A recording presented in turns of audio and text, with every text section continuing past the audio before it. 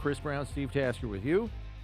Pleased to be joined now by the man who is basically the lead draft analyst for Pro Football Focus. Also, the co-host of the NFL Stock Exchange podcast and the PFF NFL show. He's a busy man, but he's given us some time here. It's Trevor Sikkema joining us. And Trevor, kind of a wild day in the NFL yesterday. You have owners' meetings, but you got trades going on 2 weeks before the deadline. Pretty busy day. What was your biggest takeaway from what we witnessed yesterday, including Tom Brady becoming a minority owner of the Raiders, for goodness sakes? Yeah, I mean, that was, it felt like the least talked about thing that we had yesterday. And it's just, look, to me, the theme was the arms race, right? You have a couple of wide receivers move. Obviously, Devontae Adams goes to the Jets. Amari Cooper heads to the Bills. But then, right after those moves are made, you can't help but think, all right, well, what's next? What's the other domino to fall? And it feels like it's already going to be a busy trade deadline because you've got these teams that are in playoff pushes. And I think it's very interesting that you also have a couple of teams that thought they were in playoff mode sort of before the season began. It hasn't exactly gone the way they wanted to start the season.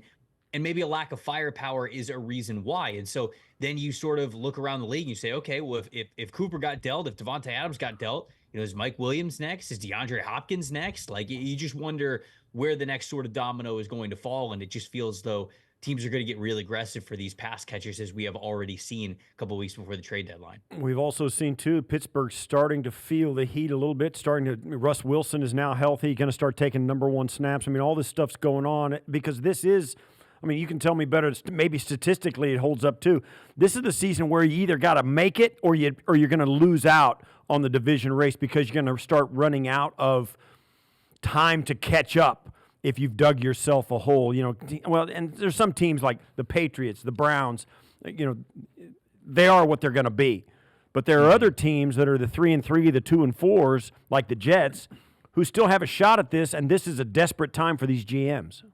Yeah, no, it is 100%. And look, I'm a little confused with the Russell Wilson move. It's not like Justin Fields has been playing bad, right? I think that the Pittsburgh Steelers are coming off a fantastic game against the Las Vegas Raiders. And look, the Raiders, they're not one of the better teams in the NFL. I don't think I'm breaking any secrets by saying that. And so for the fact that Pittsburgh was able to best them, that's not a shock. But how well Justin Fields has been playing, it's really hard to not give him, okay, well, this is the hot hand treatment. Are they lighting the world on fire in the passing game? No, but it's working for this team, especially with a really good defense behind them. And I think that it's very confusing how the Pittsburgh Steelers are going through a lot of offensive line injuries. Well, you want to put the less mobile quarterback in there behind that offensive line now? It's just very shocking to me that they make this move, unless there was something, when they signed Russell Wilson that said like, hey, he's getting the legitimate start up on this team. And maybe they felt like, okay, well, he was sort of robbed with that because of the injury. And so whenever he is fully healthy, we're putting him back in there.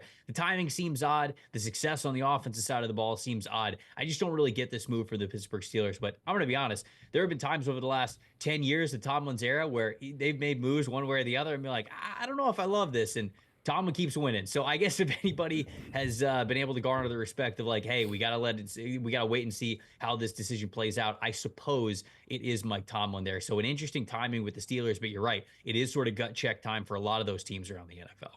Getting back to the Cooper acquisition by the Bills, Steve and I kind of suspect that the alarm bells started going off in Week 5 with how the passing game looked against the Texans once Shakir was out of the lineup with an ankle injury. Man coverage basically was the answer for the Bills' passing game, and nobody in the Bills' receiving corps had consistent answers as a counterpunch. Cooper can still separate from man coverage even at age 30. That much is readily apparent just from watching the Browns' first 6 games this season. So taking that a step further, Trevor, all right, he helps against man coverage. He also helps by pushing everybody down in the pecking order to more favorable matchups every week, right?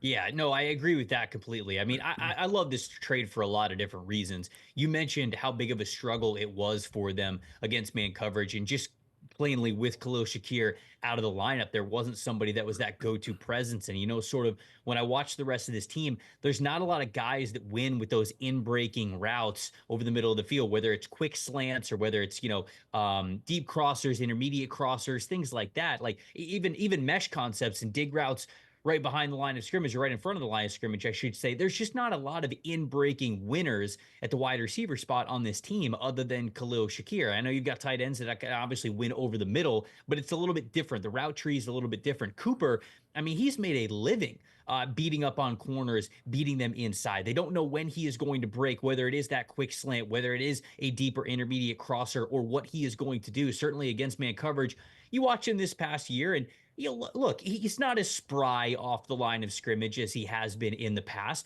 but he certainly knows how to separate. And most importantly, he just has a great IQ for the game. He understands the soft spots. He understands how far, how deep I should veer, whether it's, 5 yards down the field or 3 yards down the field, depending on where the linebackers are, where the coverage is settling into. He has such a great understanding of how to create and sit in those throwing windows. And even that is apparent in his film with the Cleveland Browns amidst their offensive struggles. And so, not only do you have the advantage of, okay, you put him in the lineup and it kind of brings everybody down. They've got more favorable matchups there. But I honestly believe that, hey, you bring in Amari Cooper because you hope that he's actually helping teach those guys, whether it's by word or actions, how to win inside, how to be these one-on-one winners, and just, again, those soft spots in the zone, eating up those off-coverage reps and everything like that. So this is a multifaceted plus trade for me. Even if you look at Amari Cooper and say, okay, he's not athletically what he was when he was 22 years old,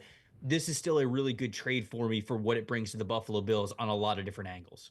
How fast, and really the question is, $64 question for this week, how fast can he acclimate, and how big a route tree does he really need just to get out there and help just because of his presence? How big an effect can that have? Yeah, obviously they're going to try to get as much use as they possibly can out of it in week one. They need it. This is a team that obviously needs to continue to win ball games. It's a tough AFC, and they've got to keep their foot on the gas at the top of that division now. And so, it is an interesting question with Cooper, because I just bring up the fact that, hey, he's really great at those in-breaking routes, something that clearly is missing from this Buffalo Bills passing game.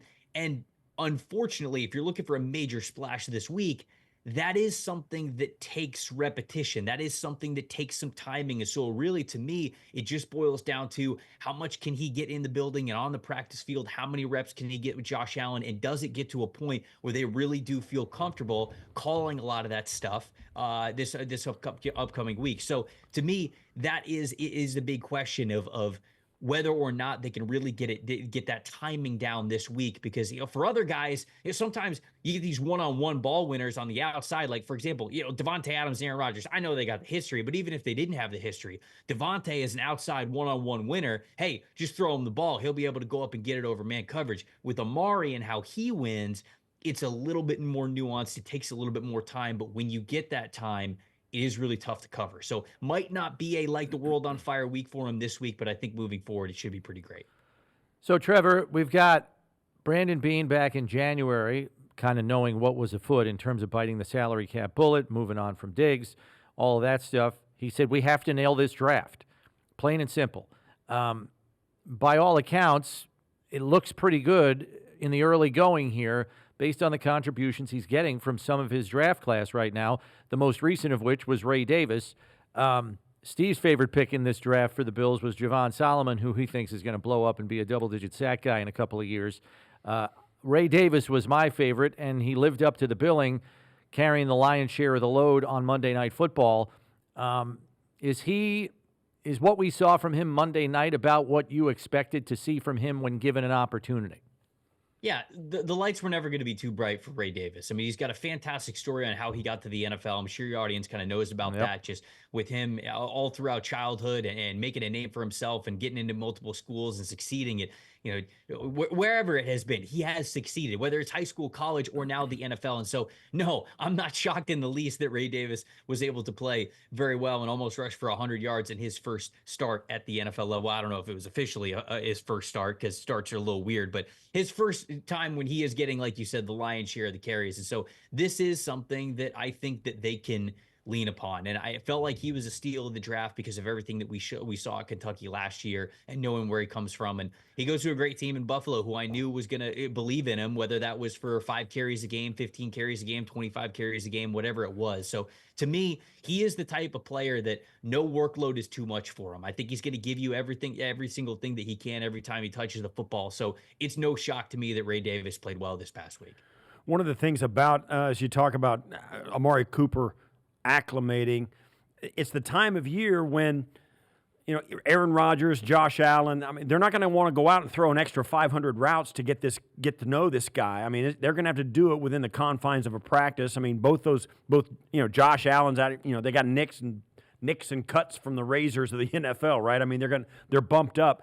It's going to be a lot more difficult to acclimate these guys into these offenses when they're in the, somewhat toned down practice intensity of the regular season rather than a training camp or an off season where they can go out and they can throw, 50 routes against air.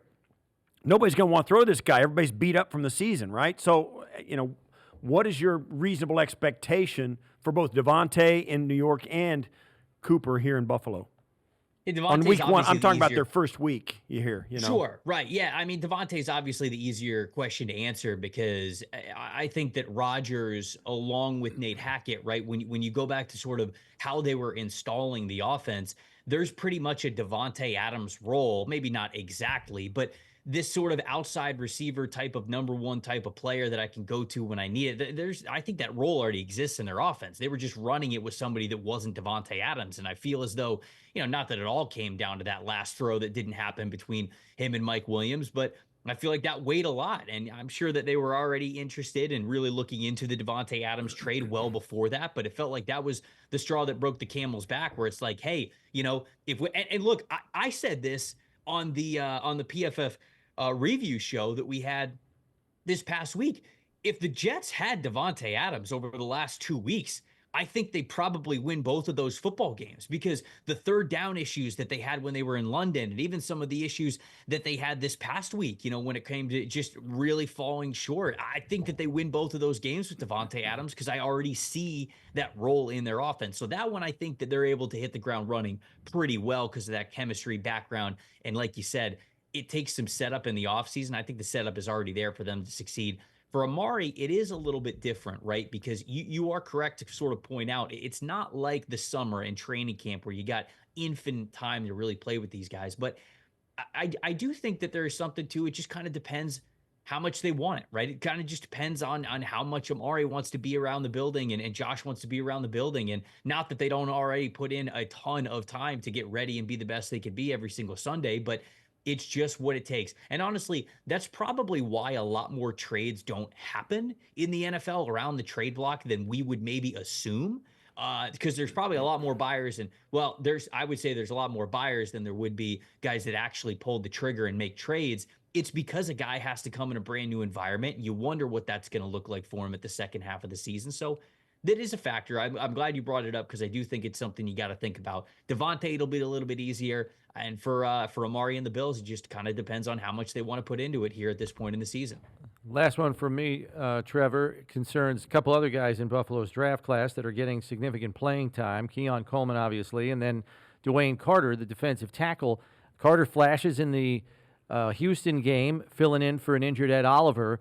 Has a few tackles for loss, is reading the screen game really well and making plays. And then, Keon steadily, maybe not in terms of volume, but in terms of impact, despite limited opportunities, is making some things happen, whether it's moving the sticks or taking a catch and run for a long touchdown. What have you seen in the development from those two guys, knowing they are getting playing time here on a weekly basis? Yeah, I'll start with Keon. And over the last couple of weeks, I've watched, a handful of his snaps every single game. And, when I'm watching him, it is sort of still, to me, he's just progressing into that complete receiver. And there are still some steps that he needs to take to get there. We know that he is going to be somebody who is very fierce at the catch point. He's not afraid of tight man coverage. He'll go up and get the ball over any defender. But I think that the areas where I really want to see him improve, I mentioned those in-breaking routes. I feel like I didn't see enough of it. Keon Coleman is one of those players who specifically, I want him to develop a consistent release package for those quick slants, for those quick routes where he is making in-breaking routes very quickly, because right now I'm watching corners play inside leverage against him and be very quick to open up their hips to the outside, to the sideline, because they know that's what Keon is going to do. The route tree is not diversified enough, and he's just not breaking into the middle of the field enough to really threaten that and make these corners play him